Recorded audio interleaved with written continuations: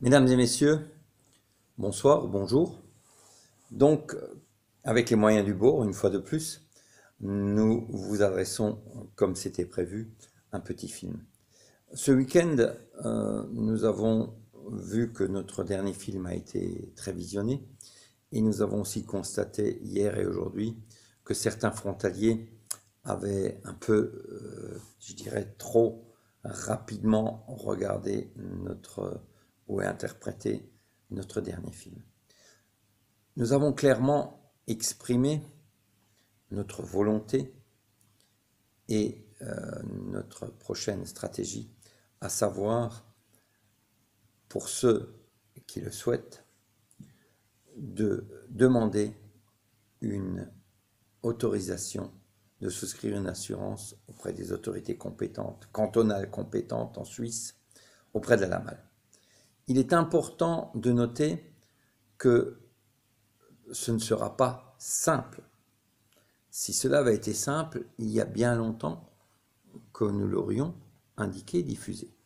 Nous l'avions déjà, je le rappelle, au mois de mars, écrit, et lors d'une grande réunion publique à Blotzheim, nous avions donné cette possibilité aux frontaliers qui travaillent dans le canton de Bâle-Campagne, puisque ce canton-là avait clairement, en tout cas les services juridiques des autorités cantonales compétentes, avaient clairement compris qu'il y avait eu de grandes confusions en 2002 s'agissant du droit d'option. Donc les prochaines démarches nécessiteront d'une part, bien entendu, des lettres détaillées et étayées, ainsi que des motifs et des explications. Elles n'aboutiront pas obligatoirement, nous le souhaitons de tout cœur, elles n'aboutiront pas obligatoirement à une réponse positive à notre requête dès la première fois, mais nous avons, en tout état de cause, un moyen de recours que nous devrons utiliser. Et en tout cas pour les frontaliers qui sont motivés.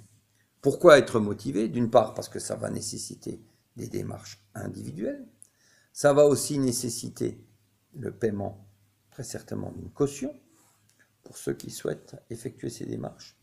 D'un autre côté, pour ce qui est des frais d'avocat, le comité des frontaliers s'en chargera. Simplement, en fonction des réponses, nous allons décider si nous faisons collectivement plusieurs centaines de plaintes auprès des tribunaux ou si nous allons prendre quelques cas d'école. Tout cela dépendra des événements et des choix juridiques pour lesquels nous avons opté. Si nous prenons quelques cas d'école, il est évident que nous assisterons individuellement ces personnes. Dans le cas contraire, nous mettrons à disposition de toutes les personnes concernées tous les éléments écrits leur permettant d'étayer clairement leur demande.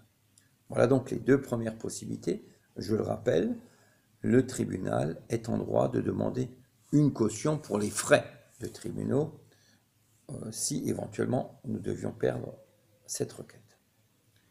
Il est à noter dès le départ une chose très importante qui nous permet à ce jour aussi de contester, que ce soit en France et en Suisse, le bien fondé des mesures qui nous sont appliquées. Contrairement à ce qu'a écrit le gouvernement dans ses arguments au Conseil constitutionnel, dans son argument au Conseil d'État, il est faux d'indiquer que le gouvernement avait dès 1999 la volonté d'intégrer les frontaliers à la caisse maladie universelle, simplement parce qu'ils résidaient en France. Pourquoi c'est faux? Parce que quand on a instauré en 1999 la caisse maladie universelle, il est clairement indiqué qu'elle concerne l'ensemble des personnes qui résident en France et qui ne sont pas assujetties à un régime obligatoire d'assurance maladie. Les frontaliers seraient concernés. Sauf que dans ce texte, dès le départ, dès le haut du texte, en deuxième paragraphe, troisième paragraphe, il est indiqué qu'il y a une exception à cette obligation d'affiliation à la CMU. Cette exception concerne les travailleurs frontaliers qui exercent en Suisse, comme par hasard. Cette exception, elle va perdurer. Seules étaient autorisées à rester à la CMU les personnes qui étaient assurées volontaires avant 1999 et jusqu'à l'instauration de cette loi. Au 1er juin 2002, les accords Union européenne et Suisse de libre circulation étaient mis en place.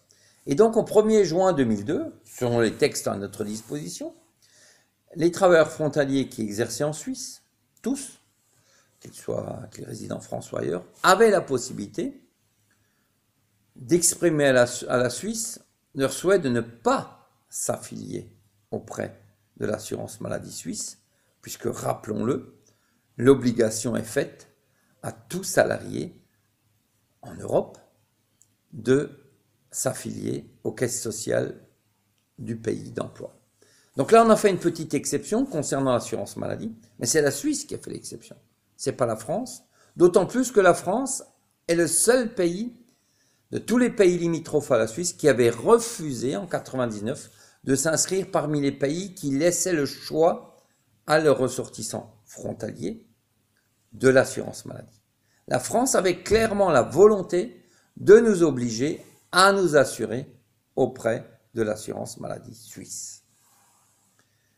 J'en veux pour preuve qu'au 1er juin 2002, donc date à laquelle nous devions exprimer notre option, et nous avions pour cela un délai de 3 mois. 3 mois, ce qui signifie au plus tard, au 31 août, ou si vous préférez, au 1er septembre 2002. Et quelles options avions-nous? La LAMAL en Suisse ou l'assurance française? Mais dans l'assurance française, quelle option avions-nous? Eh bien, nous avions tout simplement uniquement les assurances maladies privées ou les mutuelles. La CMU n'a été ouverte qu'en décembre 2002, donc bien après le délai des 3 mois qui nous étaient imposés pour exprimer notre choix. La Suisse, pendant cette période de délai de 3 mois, les autorités cantonales de Bâle-Ville, de Bâle-Campagne et de Soleure ont, par le biais d'un courrier que nous allons publier, clairement évoqué le fait que les frontaliers n'avaient pas à adresser de courrier aux autorités cantonales et aux autorités suisses pour exprimer leur volonté de ne pas être assujettis à l'assurance maladie en Suisse. Ils avaient considéré que si nous n'avions pas adressé de courrier aux autorités suisses, nous avions opté pour l'assurance française. Ce qui peut à la limite paraître logique. Mais ce qui devient un peu plus inquiétant, c'est quand dans le même document, ces mêmes autorités expliquent que ceux qui ont choisi l'assurance maladie suisse n'avaient eux non plus pas à le signaler. Et enfin et surtout, il est clairement exprimé dans le document que les frontaliers qui souhaitent opter pour l'assurance maladie suisse peuvent le faire et ils pourront aussi le faire ultérieurement. In einem späteren Zeitpunkt. Donc dans un délai ultérieur. Ce qui laisse quand même les portes je dirais même le portail très grand ouvert. Ensuite, il faut noter que si on estime que les frontaliers ont fait valoir par un simple accord tacite, sans jamais le mettre par écrit, alors que les textes prévoient clairement, il faut adresser une déclaration écrite, dûment remplie et signée aux autorités suisses, sinon vous êtes obligatoirement assujetti au système d'assurance maladie suisse. Ce que nous n'avons jamais fait, puisqu'on ne nous a pas permis de le faire. Donc, puisque nous n'avons pas rempli ces éléments, mais qu'on estime qu'on a quand même exprimé notre choix, sachant que ce choix est irrévocable, et que nous n'avions pas d'autre choix que de souscrire à l'assurance maladie privée, ce qui est le cas de 95% des frontaliers, maladie mutuelle privée, je ne peux pas comprendre, et il faudra bien qu'on me l'explique d'un point de vue juridique, comment ce qui est irrévocable peut être révoqué. Alors à la limite, je veux bien admettre que les autorités françaises décident d'un simple revers de manche de supprimer l'assurance maladie privée qui était la seule à l'époque et à qui elle avait confié pendant des décennies, et encore en 2002, le soin de nous assurer. Donc elle décide d'un simple effet de manche de supprimer ces assurances maladie privées. Comment elle peut revenir sur cet effet irrévocable en révoquant notre droit d'option? Ceci, nous ne pouvons pas l'accepter, c'est impensable. Si effectivement notre option et notre choix est révoqué, nous demandons et nous exigeons le droit de pouvoir à nouveau, sur la base des éléments que nous n'avons pas fixés, mais qui nous sont imposés, de pouvoir faire valoir à nouveau et à juste titre notre droit d'option. Entre la France, tel qu'il existe, et entre la Suisse. C'est quelque chose qui nous paraît évident et normal. Il faut aussi noter qu'en aucun cas, nous ne lâcherons cette affaire. En aucun cas, pour la bonne et simple raison, je l'ai cité, que non seulement nous allons nous adresser à d'autres instances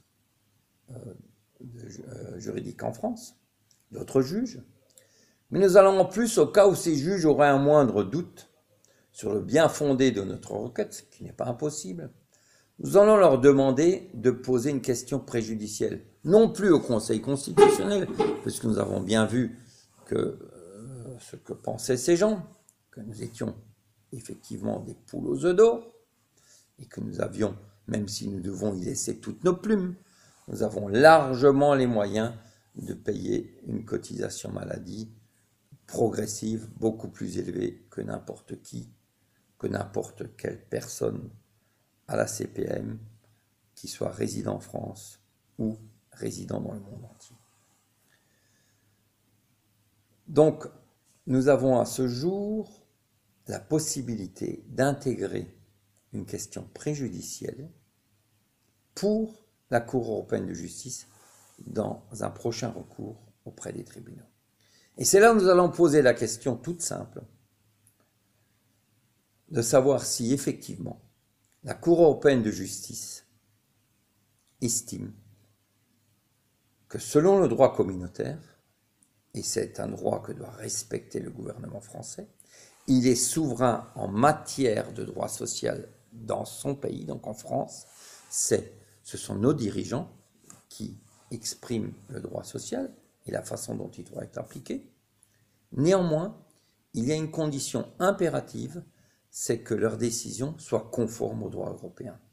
Or, comment vont-ils pouvoir expliquer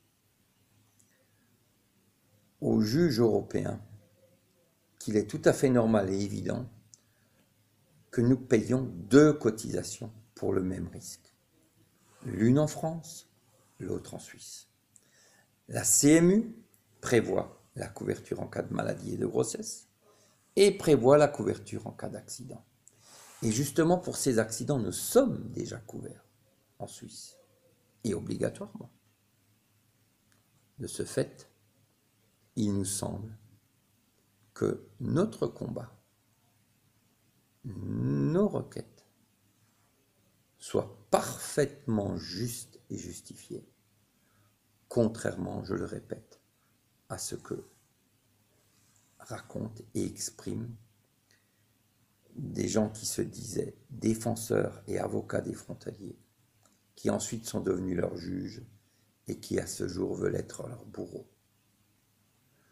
Je ne peux pas, il m'est totalement impossible, ça serait beaucoup plus facile, beaucoup plus aisé, bien entendu, de nous rallier à la décision des sages ou à d'autres décisions.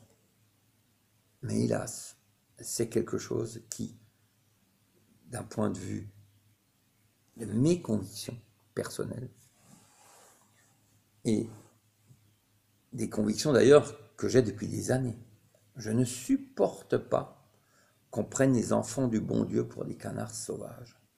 Je ne supporte pas qu'on prenne les frontaliers pour des nantis qui gagnent de l'argent facilement. Les frontaliers ne gagnent pas d'argent. Ils sont rémunérés pour le travail qu'ils effectuent. Aucun employeur suisse, à ma connaissance, n'offre de l'argent à ces travailleurs frontaliers de quelque pays qu'ils soient. Simplement parce qu'il n'a pas de travail en France ou pas suffisamment de moyens pour vivre, etc., il lui donne une partie du profit que génère son travail. Point à la ligne. On s'arrête là. Et tous ceux qui pensent qu'en Suisse, on puisse aussi facilement gagner de l'argent, eh ben les portes ne sont toujours pas fermées.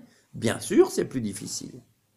Mais surtout, de venir en Suisse, c'est renoncer à beaucoup d'avantages et de privilèges dont bénéficient, et c'est leur droit, et c'est leur choix. Beaucoup de personnes qui nous jalousent aujourd'hui en France. C'est tout à fait leur droit de nous jalouser, et c'est tout à fait leur droit de bénéficier de privilèges et d'avantages. Mais qu'ils ne nous jugent pas sans connaître tous les tenants et tous les aboutissants de la situation que vivent les frontaliers depuis des années, et qu'ils assument. Les frontaliers assument les avantages et ils assument les désavantages. Simplement, à ce jour, ils en ont non seulement un ras-le-bol, mais ils commencent à avoir un haut-le-cœur de la manière dont ils sont traités dans le pays dans lequel ils résident, et nous l'espérons que le pays dans lequel ils travaillent, il soit à l'avenir traité comme il se doit, c'est-à-dire traité avec considération, puisque nous apportons aussi en Suisse quand même une certaine richesse. Les emplois que nous occupons, ce n'est pas nous qui les avons créés, mais c'est des emplois qui existent. Voilà. Je vous remercie de toute votre attention et je vous demande de patienter. Vous aurez, au plus tard, fin de la semaine prochaine, 3 courriers. L'un concernera les frontaliers qui ont travaillé avant 2002, l'autre concerne les frontaliers qui ont travaillé après 2002, et l'autre concerne les salariés de l'Euro-Airport Bâle-Mulhouse, qui ont encore un statut tout à fait différent pour ceux qui travaillent pour les employeurs suisses sur ce site. S'agissant de l'assurance maladie, ce ne sont pas des frontaliers, mais on les traite comme tels, et en l'occurrence chez eux, le problème est encore plus grave et encore plus sérieux.